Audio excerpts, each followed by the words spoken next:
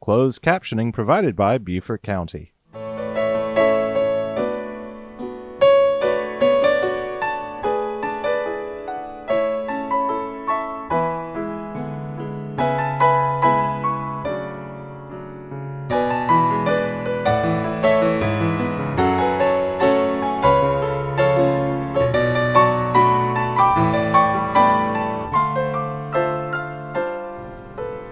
Welcome to another edition of Coastline here on the County Channel, and we're very excited this afternoon to be joined by Billy Keyserling. You know him as Mayor Billy, or Mayor Keyserling, the now retired mayor of the city of Beaufort. And Billy, it's great to have you with us. It's good today. to be here, Rick. It's been a long journey for you up to this point. It has been.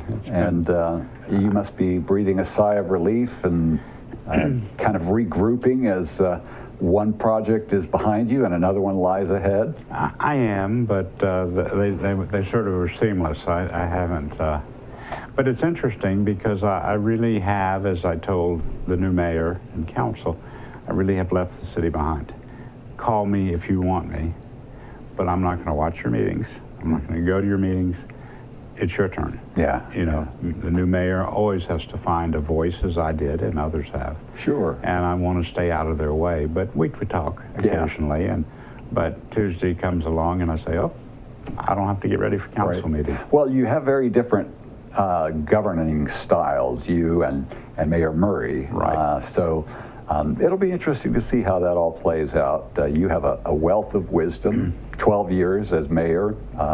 A number of years prior to that, in the year 2000, I think you were on council, then 2 terms at the State House. Right. Public service is running through your veins. You, prior to all that, you were on Capitol Hill serving as a legislative aide for a number of years.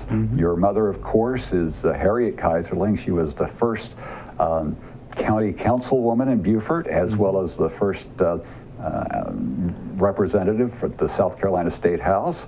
And your father, Dr. K, I can't tell you how many people I run into that say, oh, Dr. K delivered me. Yep, that's so true. He had a heart for people. He wanted to make sure that nobody was unable to, he was actually ahead of his time. He wanted to make sure nobody would be denied medical care. And so, as you indicated to me earlier, he was responsible for helping start the Beaufort Jasper Comprehensive Health Facilities here in the county. His pre-insurance and Medicare and Medicaid, there was nothing for those who didn't have cash.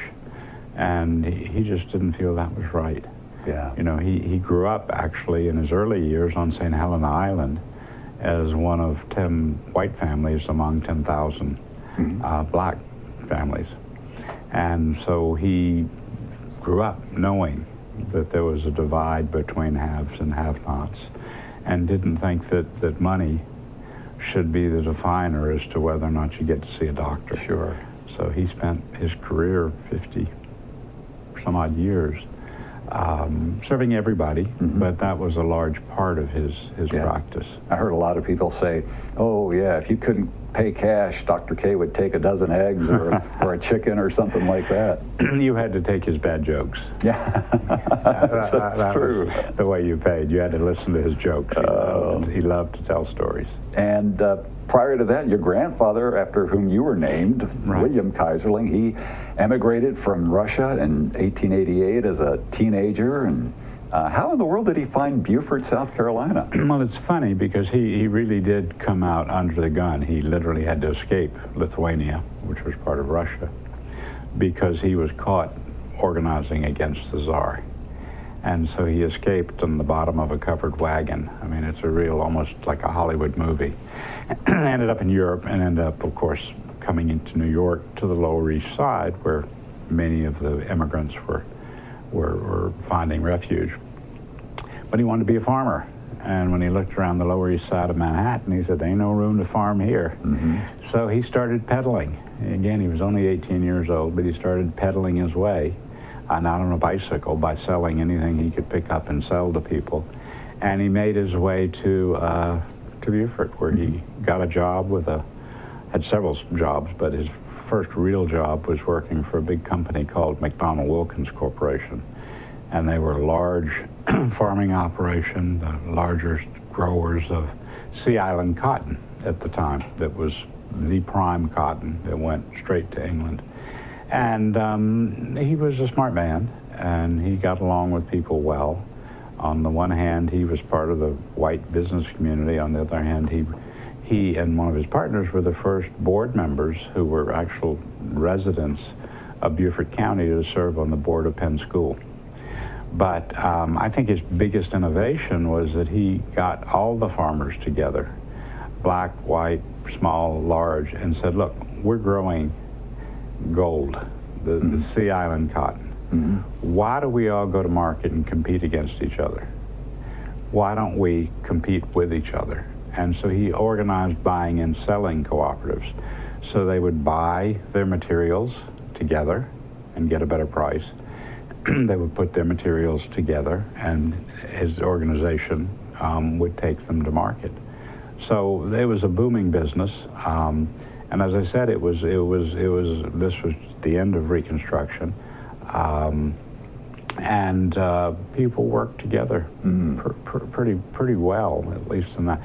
Boll Weevil came, and that knocked out the Sea Island cotton, but they recovered, and they became the largest producers of vegetables in the two Carolinas. And when I say they didn't own every farm. There were the McLeods and the different groups. A number of larger African-American farmers over on St. Helena. But when I say they, it was all of them working together. He had a couple of farms of his own, as did his partners, but what brought them together, and they had a cluster of stores throughout northern Beaufort County, and cotton gins, and boats, and so they brought value to the collective working together of people. And then the Depression came, and I always laugh, and I hope they're not watching, but the Trasks bought all of his land at a bargain sale. Well, it's unfortunate, but it's a fact of life that we have weevils and depressions and pandemics, and they have given people, those that are able to go ahead and take advantage, and others, unfortunately, fall victim to it. Right. But I see from your grandfather and from your parents where you get your drive, your determination, and as I was kind of thinking about this interview, I was reminded of that PBS show, I think it was Sesame Street, that says, today's Coastline is brought to you by the letter B, which is really what you are, Billy. You graduated from Brandeis and then got your master's degree at Boston University, BU, and if anything were to really define you, it's an individual who is a bridge builder, an individual who seeks to bring people that might have despairing ideologies or thoughts and find common ground, and also you seek to balance things. You are ever cognizant of the economic needs of this community, but at the same time, you're trying to maintain the pristine beauty of the Low Country. And the authenticity. You know, before we moved, there's a story about my grandfather that I need to tell you, and that was, he was 82, I believe, at the year, and I think it was around 1952. He was a strong supporter of Israel, and Israel had just become a state, and he was the head of a national organization. And he was at the Waldorf Astoria in New York giving a speech to a worldwide convention, and in the middle of his speech, he had a heart attack and died. Oh. Center stage. Wow. And his last words were, "It's now time for the young people to take over." And he was gone. And so that's always been something that when I have read about that in the obituary and heard my family talk, it's how we need to pass on to the next generation the tools to build on what those before us built upon. Sometimes to correct the wrongs, but many times just to extend the good. And actually, we're going to be talking a little bit about that in a minute. because your new project, your Billy K. Reborn, if you will, is found in this book called Sharing Common Ground, Promises Unfulfilled but Not Forgotten. And part of what that all incorporates is really utilizing the youth of America exactly. to deal with a type of reconstruction. And we're going to get on that, but I don't want to get ahead of myself because there's so much to talk about your life here and what you've done in your first iteration, if you will. Just quickly, some of the things that immediately come to my mind, I first became familiar with you when I moved back here my second time to the Low Country, and you were very actively involved in the Save Our Bases committee. And you know, the base realignment and closure commissions were set up from time to time to revisit whether bases really needed to be in place. And so many times we looked like we were on the brink. And you, along with guys like Pete Covington and others, came together and were able to make an argument for why Beaufort was a viable military town. Now we find ourselves again, you know, in the middle of all of the election and pandemic and everything. The news story came up for a blip and then it's kind of been forgotten. But the Commandant of the Marine Corps has talked about the possibility of shutting down Parris Island as a Marine Corps recruit training facility. What can we do to keep that from happening, and is that still a danger? Well, the group that first group was spearheaded, as you said, Skeet and Pete Covington and a group of us. And then it decided it should keep a permanent presence, to keep an eye out, to look so that there's no surprise. And it's called the Military Enhancement Committee. And they're working now. In fact, I just spoke to a board member the other day about where we go. My personal view, I watched the Commandant's interview. I think it's unfortunate that it became a campaign issue because it's too complicated. It's not something that could happen overnight, because to build the infrastructure for one base for the country rather than two, to have the same gender training would take quite a while. But we also have the question of sea level rise. And that is, to me, as much of an immediate threat to Parris Island. And I think we as a community, and that's just what my conversation was about with this member, is that we need to get the community to come together to do the studies, to look at the vulnerability, and to see how, as a community, we can work with the military to mitigate some of the challenges of sea level rise, because we would hate to lose Parris Island. I mean, it's part of our history. Now, I hate to jump back and forth, but it shows you how history is. Robert Smalls, as a member of Congress, actually brought Parris Island to Beaufort. But it wasn't Parris Island. It was a naval base. And if you're familiar with the geography of Parris Island, as you look across from Port Royal, you can see what is left of a dry slip. That's still there. And that's when it was a naval base that Congressman Smalls was able to bring. And then we ended up years later with Mendel Davis, who wasn't going to let anybody mess with any of the military in the 1st Congressional District, as chairman of the Armed Services Committee. Let's talk about that danger of sea level rise in just a minute, but we're going to take a quick break, and then we'll be back with Billy Keyserling, former mayor of Beaufort and soon to be activist for what we're calling Reconstruction. Stay with us.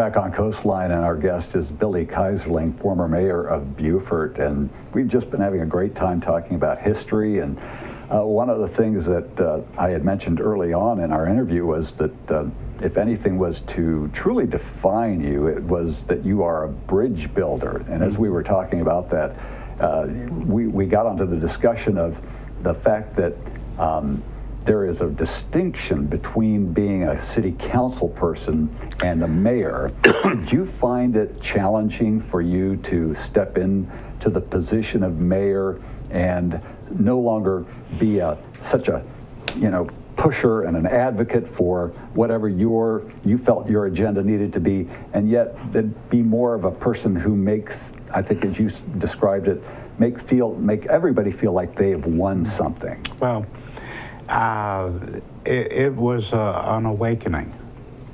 I tell you, I can tell you the moment it happened that I realized the difference. A mayor has to have a voice, has to have a presence, a personality. I think it's a laid-back one rather than an aggressive one. But in an early city council meeting, someone came up to the lectern for public comment and started screaming and yelling. And I looked over my shoulder and I said, who are they talking to? And all of a sudden I said, they're talking to me, I'm the mayor. Yeah. And I've got to find that voice, and I've got to find a way to communicate with that person, whether we agree or we don't agree. We have to keep it civil, and we have to make it productive, and we have to make sure that whatever decision is made, it is in the best interest of the city, not my point of view or that person's point of view. And so I quickly learned, and we do work sessions that are rather unique because they're extensive, they're informal, where 5 members of council and the city manager, as the mayor, chaired them. But they were really roundtable discussions. We didn't vote, and we had what we called Billy's Rules, not Robert's Rules of Order, because decorum didn't matter. A healthy conversation mattered. So the first one was that if the conversation with the council or the public who were invited into the room became less than civil, the meeting was over, I was going to walk out. Mm-hmm. Number 2 is that we talked about the what and never the who. So it never got personal. Good. You have an idea, let's talk about the idea, let's not talk about you. Mm-hmm. And the third was that we're going to have to make decisions. We can't kick things down the road. There are decisions that are needed by the administration. That's part of responsibility. So we have to move things. And I felt that this roundtable consensus building project. So my goal, instead of talking, when I love to talk, as you know, and most people watching would know if they know me, it became a job of the years to listen to my 4 colleagues and the expertise of the county administrator, the city manager, and the public, and try to sort out where everybody was coming from. Mm-hmm. We knew the direction we needed to go, but we didn't know really how we were going to get there. And so I always felt that we should leave that table where we didn't vote, but leave that table where everybody felt they had an opportunity to be heard, where everybody could take ownership in the final decision, where nobody was going to win everything and nobody was going to lose everything. Mm-hmm.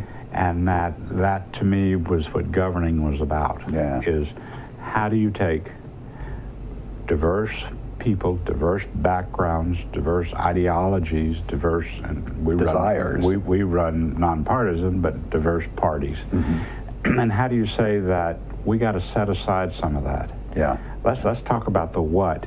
Mm-hmm. And what is best for the city of Beaufort. So, a lot of people leave office thinking, well, I completed Boundary Street, or... Well, that was going to be, when I said, what is Billy Keyserling's legacy? Oh, man, it was the gateway to Beaufort. Or the Day Dock, which was a 28-year struggle, or finally dealing with stormwater. Oh, yeah, definitely. But those are things the council did. I didn't do them. Right. And particularly in my kind of leadership, they were all in on those, and that's why they went more smoothly than they otherwise might have. Mm-hmm. But I think and hope that if people remember me, it will be the fact that I used my years, that I was fair, but that I was going to move things along, but I didn't want anyone left out. Yeah. Left out, and I didn't want anyone to leave the conversation feeling they were a loser or that they were a big winner. Yeah. Because it's the people, it's not Well, us. it's too bad that you're choosing to get out of politics, because there are a lot of bodies that could benefit from that type of, round table discussion, the ability to listen, be it from the local level all the way to the federal government. 20 years between all the different offices, and knowing that there were two good candidates, Mike Sutton and Stephen Murray, running for mayor, and my passion focusing on some of the more global issues that is basically the same style and the same method is morphing itself into to something that's just a little more global, and that is the question of how do we, as humanity, get along with each other, respect each other, have a guiding principle of a constitution. Yes, and this is what has born this book, Sharing Common Ground. When I looked at Promises Unfulfilled but Not Forgotten, which is the subtitle, I thought, oh, well, this is the things that Billy Kay wished he had done, which he promised he would do. But this is not Billy Kay. This is actually America, right? This is America. Tell me about this idea of Reconstruction, not only from the 19th century, but Reconstruction now in the 21st century. By the way, speaking, before I get to that, about this bridge building, which I think leads into this, one of the ways most recently that you were a bridge builder was in the middle of the George Floyd crisis, where local groups took to the streets and were expressing dissatisfaction with the quote-unquote system. You were able to engage with these groups and the police, the law enforcement community, and find common ground, right? So that expertise, that desire is now propelling you into your heart's desire, your passion, which is what? Well, it is civility, respect, opportunity, justice, equality. When a child is born, that child didn't choose to be born. That was God's child through the parents. The parents made a decision, and that child was not born as discriminating. That child was not born stupid. That child, in most cases, there's some unfortunate cases, with a handicap. And children are sponges. And for too long, there's parts of history that they haven't been exposed to. And so, as they're sponges, they learn bad habits.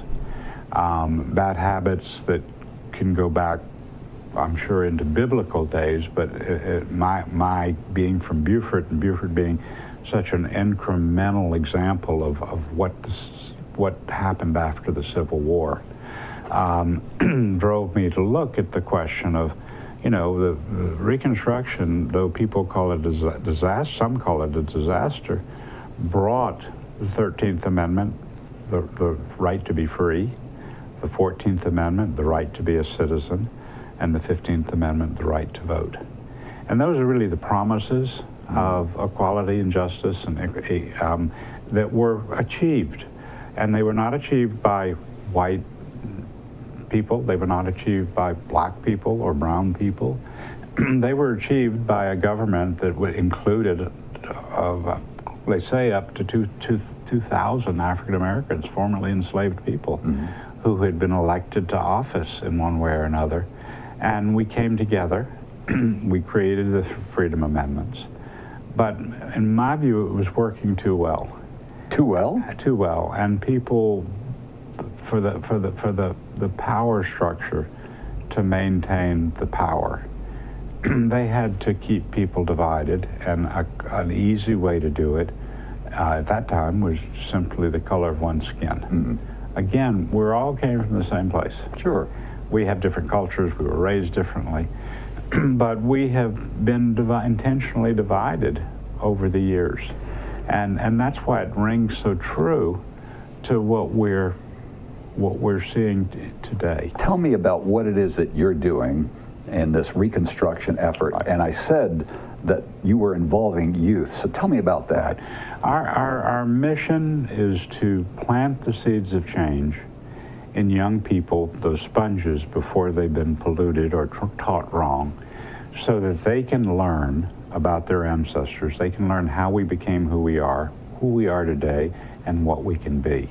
And in the stories that have not been told, there's some incredible role models, there's some incredible innovation that was there. Organic farming came from former slaves. It didn't come from, tree huggers today, and I'm a tree hugger. But if we look at that history, if kids can learn that, and I think 11 to 15-year-olds, so we're building a network of teachers who will work with 11 to 15-year-olds, typically middle schoolers, to learn their history and then to tell it in their own vernacular through making short videos, through visual arts, through song, through the written word, through acting, and then then they take it home to their families, to their siblings, and their communities, and we begin to peel back that 150 years of mistaught or incomplete, let us say, history.